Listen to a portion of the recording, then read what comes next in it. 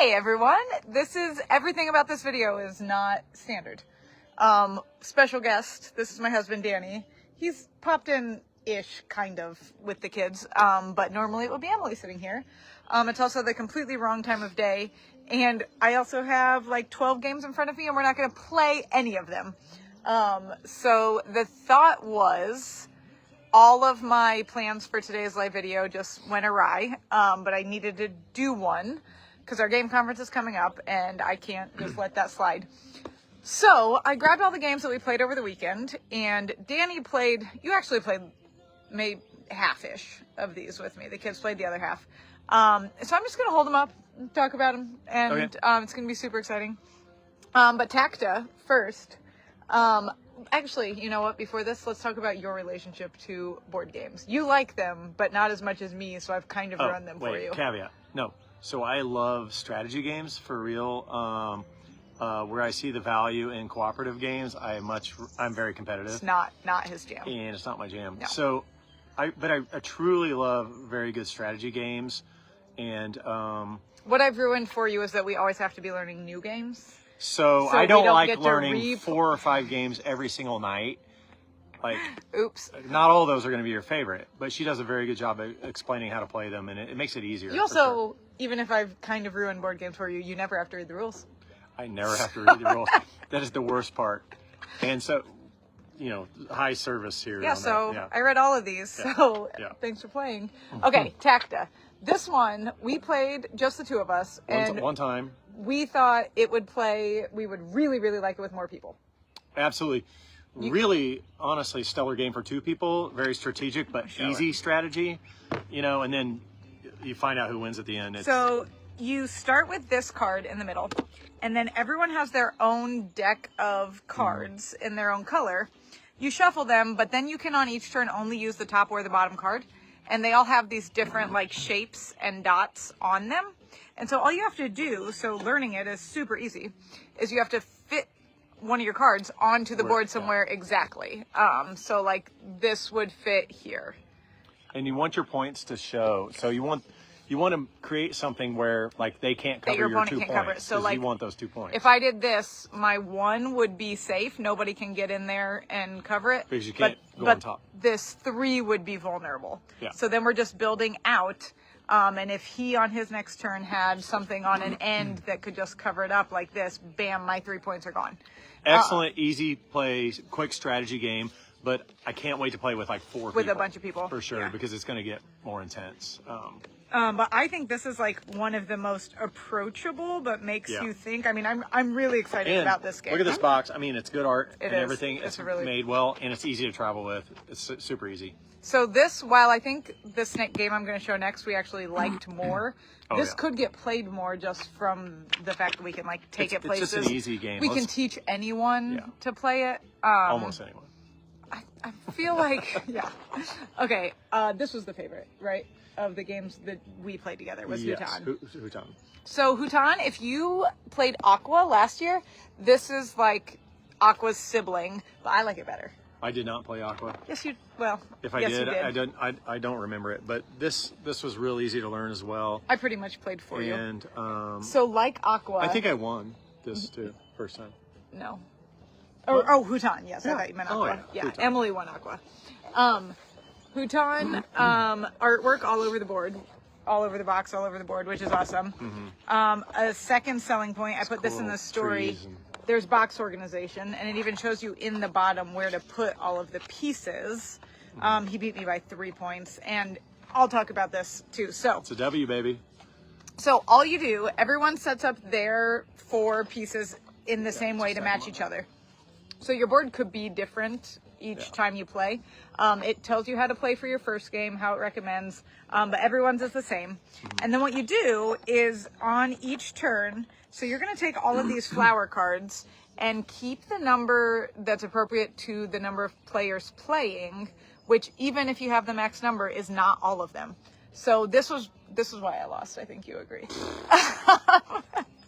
The reason I lost is so then, even though there might be an even distribution of flower colors through the whole deck, you can get more or less lucky in what colors end up being out there for you. So then you set out 9 rounds that each set of flower cards has 1 fewer than the number of people playing taking 2 turns. So that was probably confusing. That's a lot of talk. But in each round, you're going to pick 2 cards and you have to take those flowers. You have to put them on your board. And then what you're trying to do is complete areas, like these land masses, basically. Complete areas with the same color of flowers. And when you get any of your flowers too high, you grow a tree. And then when you have the area completely covered in trees, you can attract an animal. So there are actually wooden animal pieces in here too. But we played with Jasper.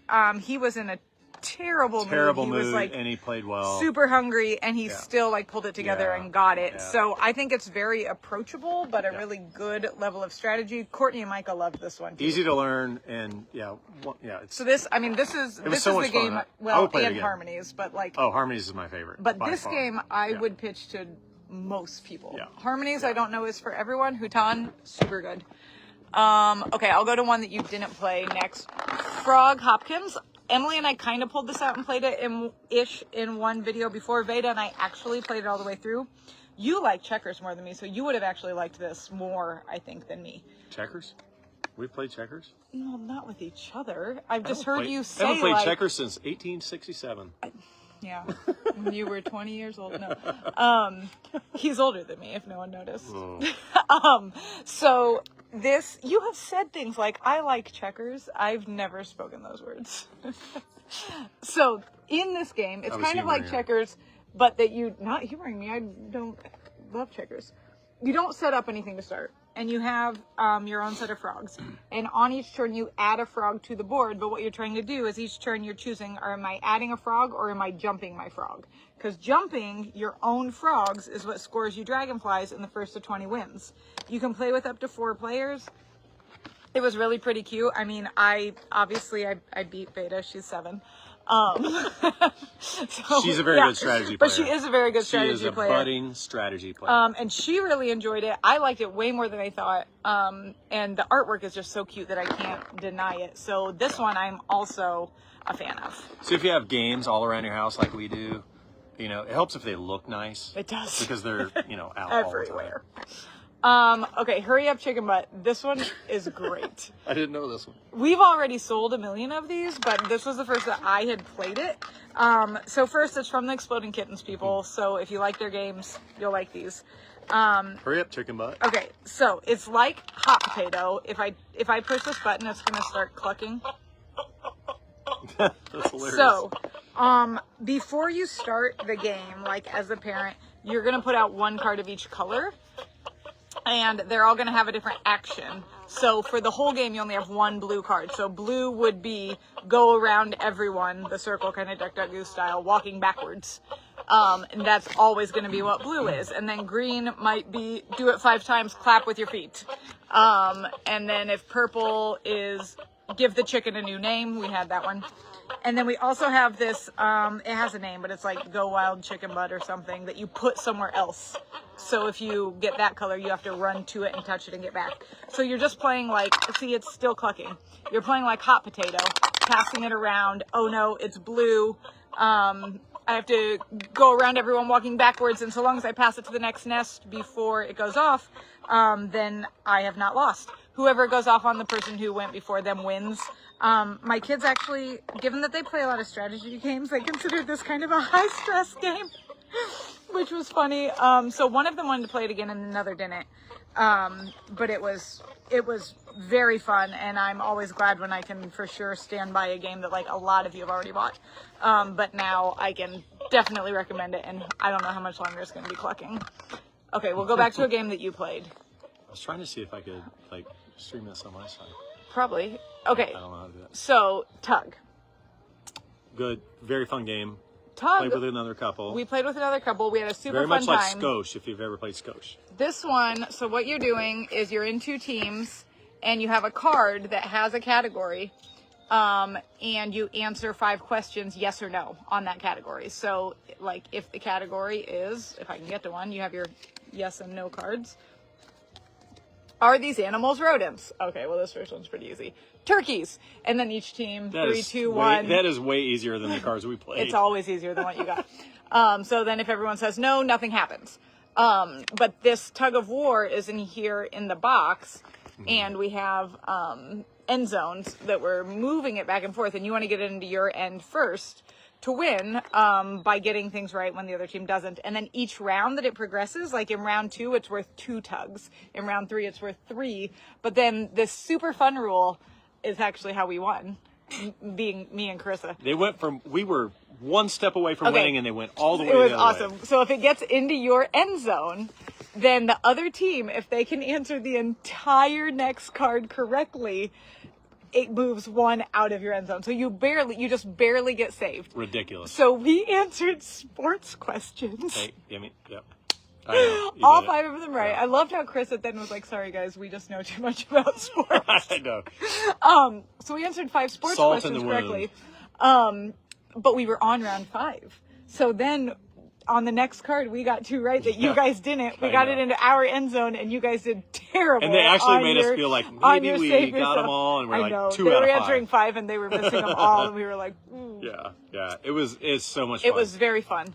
It's the kind of trivia game that nobody really knows all the answers to, so you feel equal no matter who you are. Here's a question, though, because I love this game, but this was my first order that really had new 145% tariff pricing on it.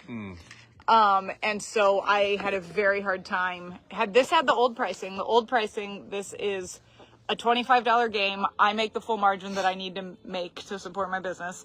And it's a $25 game. I would have ordered at least 24 of these. No, it's in 5s. I would have ordered 25 of these. However, that was at a $25 retail. Now, if I sell it at $35, I don't make a full margin. I have to sell it at $40, and it's not a very big game, but it is a great game, and games are replayable. So, I'm doing this tug of war. I actually didn't mean that pun with this game. Buy the good games. But then I am really curious, how people feel, because that's the guessing game I'm doing. So I only ordered 10, and I would have ordered at least 25. So this is going to wholesale now for close to 40. I think I'm going to put it at 30 and not really make any money on it. So these are the questions that literally keep me up at night. So I'm curious about that too, just how people. What's your thought, your value perception on this? Should I not carry it at all because it's costs too much, or should I carry it? It's a question I haven't had to ask before. It's a great game. To this. Oh, here she comes with new version of Hitster. Oh, and Tug, I will jam. say we have the demo, but it hasn't arrived in the store yet. So if you're looking to order it online, later this week, probably. Can I pitch this one? Sure. Okay. Danny's favorite game in the entire world. Last year at BroCoCon, which if you haven't bought tickets yet and you're anywhere local, it's such a great event. It's not Gen Con. I'd say if you're within a 3-hour drive, you should come.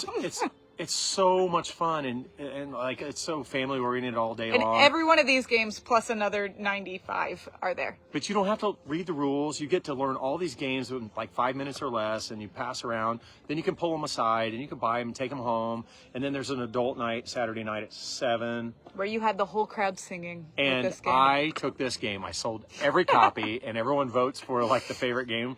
Danny it was won. it. Danny but won. I'm passionate about this. It's music trivia, but not like you think. It's like a timeline. Anyone remember the game Timeline?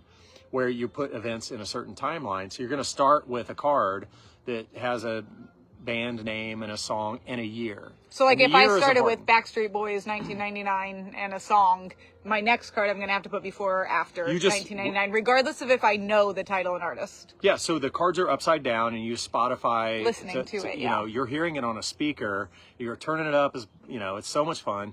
And you get the whole song to identify where it goes in your timeline.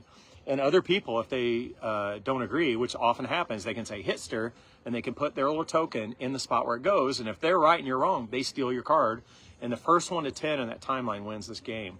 But what we find happens... Everyone people are like, let that song play. Yeah. Like that is so... And it's great music. It's all genres. It's multi-genre.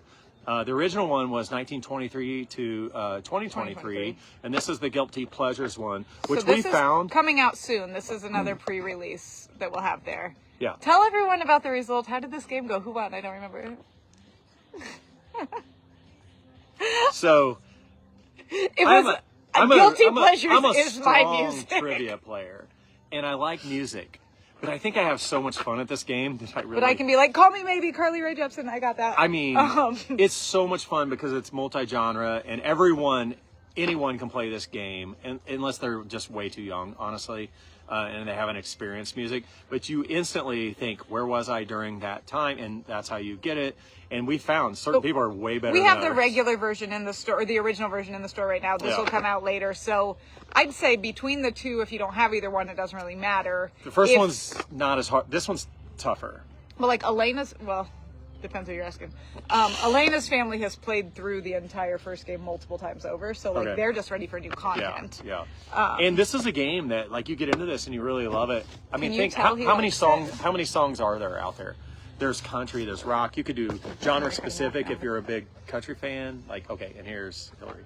So Danny loves Hitster. I do love Hitster. Snack Party Pals. I'm going to speed this up because to move on with the night. But Snack Party Pals, this is cute. It's just basically a regular memory matching game. However, you use these. They're not chopsticks. I think they're supposed to be chopsticks. They're more. No, they're not supposed to be. They're more like the tongs that you would use on a charcuterie like plate. And so you have. They're all around the board. You're looking for pairs. If you find them, they go on the board. It's cooperative because it's Peaceable Kingdom.